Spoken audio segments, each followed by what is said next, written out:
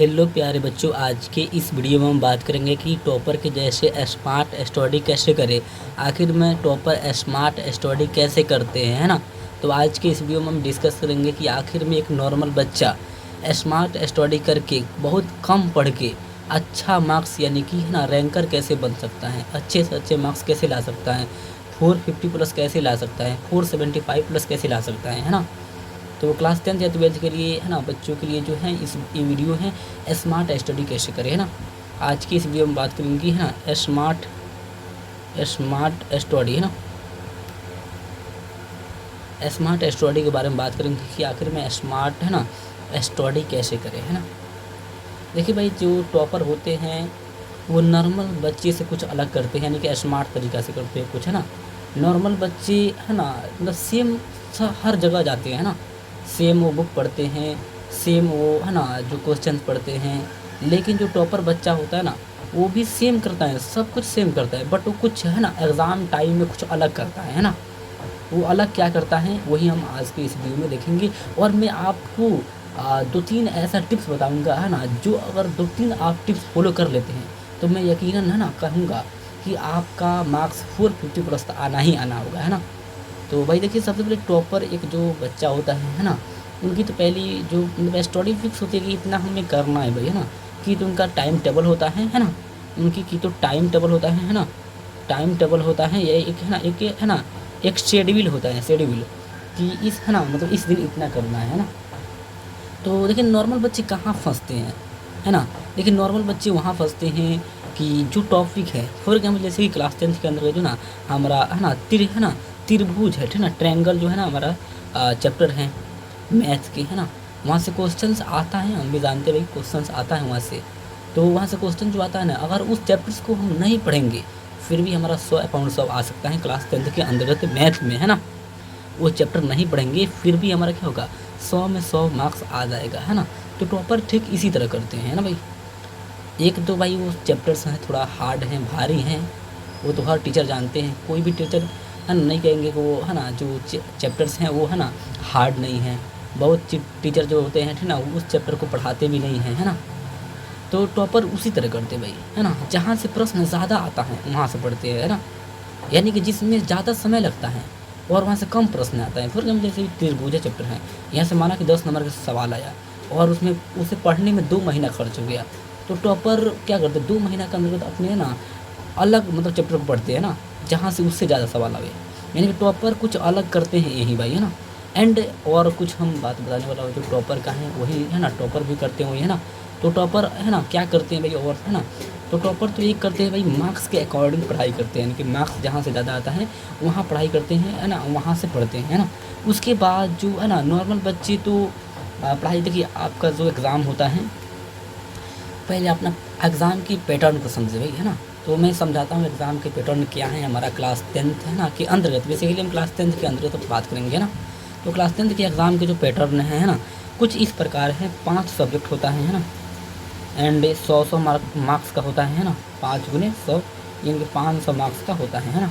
जिसमें से हमारा जो है 14 नंबर जो है हमारा प्रैक्टिकल होता है, यानी कि 460 नंबर का जो ना हमारा क्या होता है ना एग्ज़ाम होता है।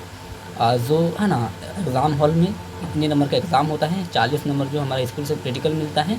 तो 460 में जो बच्चा 420 400 है ना 30 लाता है वही है ना बच्चा जो मतलब कुछ अच्छा करता है ना।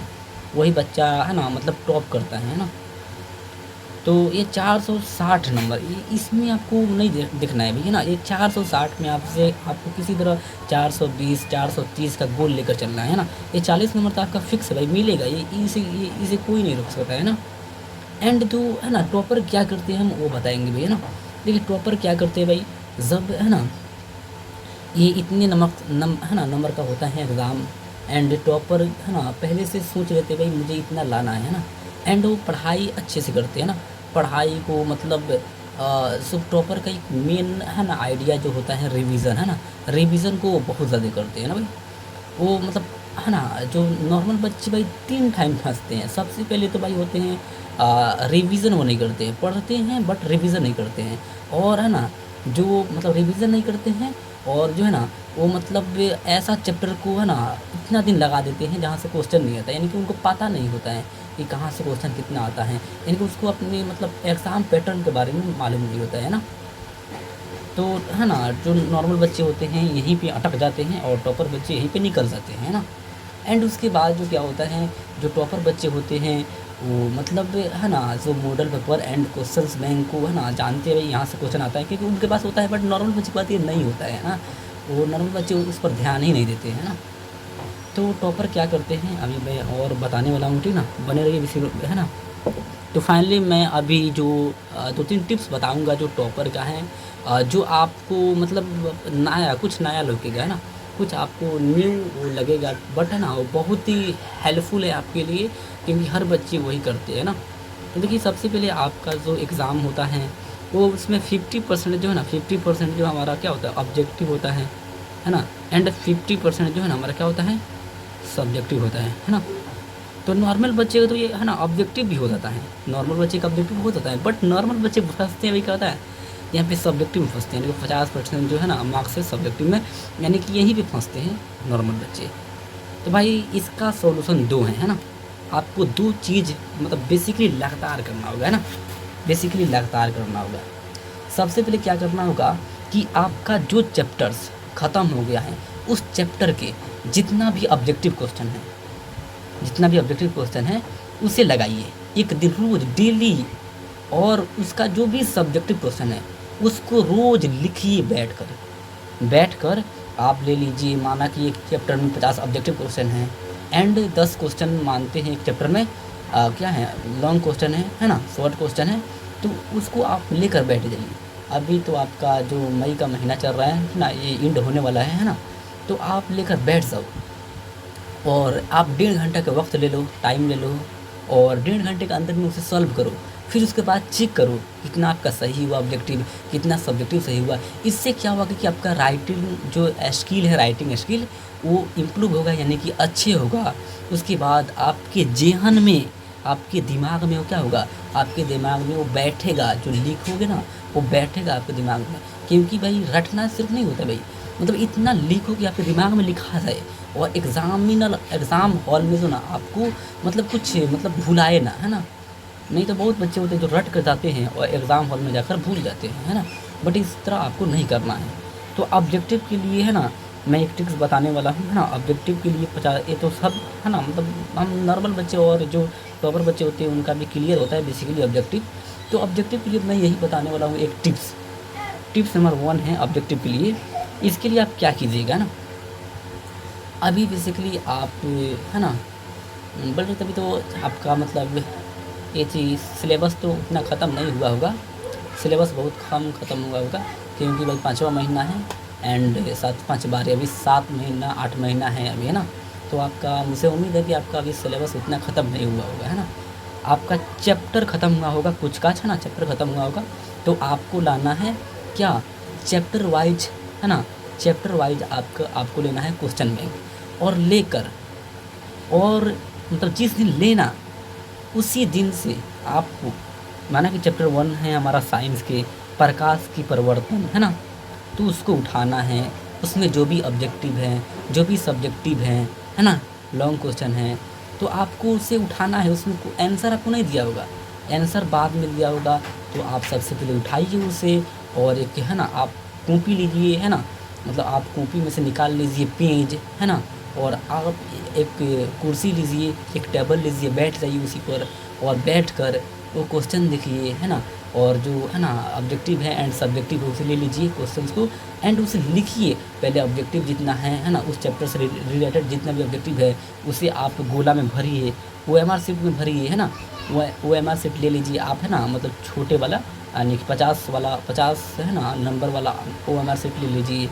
एंड उसके बाद आप एक कॉपी ले लीजिए और पहले ऑब्जेक्टिव को सॉल्व कीजिए, उसके बाद सब्जेक्टिव को सॉल्व कीजिए, यानी कि आप चैप्टर वाइज पहले एग्ज़ाम दीजिए घर पे। आप टीचर के भरोसे मत रहिए, आप टीचर के भरोसे रहेंगे तो भाई अब कुछ नहीं होगा भाई। हम बात कर रहे हैं भाई, हम भी एक थे, है ना, बट हम टीचर के भरोसे नहीं रहते थे, है ना। मैं खुद से करता था, तभी मेरा 463 आया भैया ना, इतना या 500 में क्लास 10 के अंतर्गत, है ना। मैंने बहुत रिवीजन किया था भैया ना, बहुत ज़्यादा। एंड आपको मतलब डेली एक चैप्टर लगाना है डेली। माना कि आज आप लगा लीजिए उर्दू का, तो कल लगाइए हिंदी का, परसों लगाइए साइंस का, उसके बिहान लगाइए एसएसटी का, उसके बिहान लगाइए आप मैथ का, या आप है ना जो संस्कृत का लगाइए या हिंदी का लगाइए उसके बाद, है ना। मतलब इसी तरह आप है ना मतलब एक हफ्ता के अंतर्गत 5 सब्जेक्ट का लगाइए। उसके बाद मतलब उसके बाद जब होते जाएगा आपको बेसिकली आपको मतलब है ना बोल सकते हैं दिसंबर के महीने से ना, नवंबर दिसंबर जनवरी फरवरी ना, आपको दिसंबर नहीं अक्टूबर है ना, अक्टूबर के महीने से आपको क्या करना है कि जब ये ख़त्म हो जाएगा आपका ऑब्जेक्टिव सब्जेक्टिव मतलब चैप्टर वाइज क्वेश्चन बैंक आप लिखिएगा, आपका राइटिंग स्किल भी इम्प्रूव होगा। ये सब ख़त्म हो जाएगा आपको अक्टूबर के महीने तक, है ना। आपका जो सिलेबस होगा बेसिकली हमारा बोल सकते हैं 90% नहीं तो 18% तो कंप्लीट हो जाएगा, है ना। 18% जब कंप्लीट हो जाएगा ना तो आपसे क्वेश्चन बहुत अच्छा से बनेगा, है ना। और आप जाकर मार्केट से लीजिएगा पता क्या, मॉडल पेपर, है ना। पूरे सब्जेक्ट का सेट वाइज मिलेगा, है ना। हर सब्जेक्ट का 5-5 या 10-10 सेट मिलेगा, है ना। आप उठाइएगा उसे और आइए घर पे। और एग्ज़ाम में जिस तरह क्वेश्चन रहता है 50 है ना, 100 ऑब्जेक्टिव रहता है, 50 बनाना होता है। लॉन्ग जिस तरह है ना रहता है उसमें दुगुना होता है, और दुगुना रहता है जैसे कि 10 है तो 5 बनाना है। इस तरह आपको रोज़ एक एक सेट लगाना है ना। यही स्मार्ट स्टडी है भाई। यहीं पे फंसते हैं कौन, एवरेज स्टूडेंट, क्योंकि वो लिखना ज़्यादा पसंद नहीं करते हैं ना, क्योंकि उसका राइटिंग जो होता है ना वो भी थोड़ा गलत होता है, अच्छा नहीं होता है ना। इसीलिए यहाँ फंसते हैं क्या, एवरेज स्टूडेंट, और उससे नहीं हो पाता है भाई, है ना। और यहीं पे फंस जाते हैं और टॉपर यहीं पे निकल जाते हैं, है ना। तो बेसिकली आपको इसी तरह करना है। एंड है ना आपका देखिए मैं गारंटी कर रहा हूँ, गारंटी, अगर आप इस तरह कीजिएगा तो मैं गारंटी कर रहा हूँ आपका नंबर 450+ है ना से कम कभी नहीं आएगा, किसी से रुकेगा नहीं, है ना। इतना समझ जाइए। आप मेहनत कीजिएगा तो अल्लाह अकबर, अल्लाह ताला आपको ज़रूर, देखिए अल्लाह ताला कहते हैं मेहनत कीजिए। मैं तो आपको कभी मतलब नाकाम करने की सोचा भी नहीं है ना, कि अल्लाह ताला अपने बंदे को कभी नाकाम नहीं करते हैं ना, हरदम कामयाबी की ही सोचते हैं। तो इसी तरह आप मेहनत करते जाइए भाई, अल्लाह ताला तो ज़रूर मतलब सक्सेस करेंगे, है ना भाई। ठीक, तो यही है ना मैंने तो टिप्स बताया, इसे फॉलो करना है। एंड एक बात और है ना, आपको है ना जो 5 सब्जेक्ट का एग्ज़ाम होता है, 6 सब्जेक्ट होता है, एक इंग्लिश भी होता है क्लास 10 का ज़रूरत।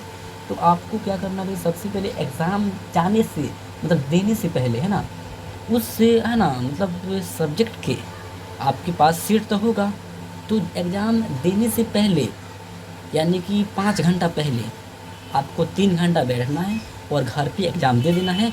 एंड 1 घंटा बचेगा, 2 घंटा बैठिएगा तो आपको उसमें रेस्ट ले लेना है। एंड आपको एग्ज़ाम हॉल में जाना है एग्ज़ाम देने के लिए। तो आपका थोड़ा सा भी फील नहीं होगा भाई, है ना, कि मैं एग्ज़ाम दे रहा हूँ, है ना, क्योंकि भाई मैं तो घर पे दे दिया एग्ज़ाम। और आप ये लगातार मतलब 3-4 महीना आप एग्ज़ाम इस तरह दीजिएगा ना घर पे बैठकर, तो मैं अल्हम्दुलिल्लाह कह रहा हूँ, है ना, आपको मतलब एग्ज़ाम का पूरा डर ख़त्म हो जाएगा, है ना। और एग्ज़ाम आपके पास आप मतलब हर एग्ज़ाम में आप है ना मतलब आधा घंटा पहले लिख कर बैठिएगा, मैं उम्मीद करता हूँ, ठीक ना। तो आई होप कि आपको बहुत अच्छे से ये वीडियो समझ में आया होगा। एंड आपके लिए बहुत ही हेल्पफुल वीडियो है भाई। अगर आप चैनल पर नए हैं तो चैनल को सब्सक्राइब ज़रूर कीजिएगा, क्योंकि भाई मैं इसी तरह की स्मार्ट वीडियो है ना आपको देता रहूँगा। क्योंकि भाई देखिए मेरी एक्सपीरियंस भाई, मैंने ये काम किया है ना, और मेरा अच्छे परिणाम आया है। जैसा कि मैंने बताया है 4 है ना 163 मार्क्स आया मेरा 22 में। और मैं उम्मीद करता हूँ कि आप इस है ना जो टिप्स मैंने बताया उसको फॉलो करेंगे। स्मार्ट स्टडी है ना, स्टडी जो इसी को बोलते हैं ना, इसी को आप फॉलो कीजिए, आप अल्हम्दुलिल्लाह ज़रूर कामयाब होंगे, है ना।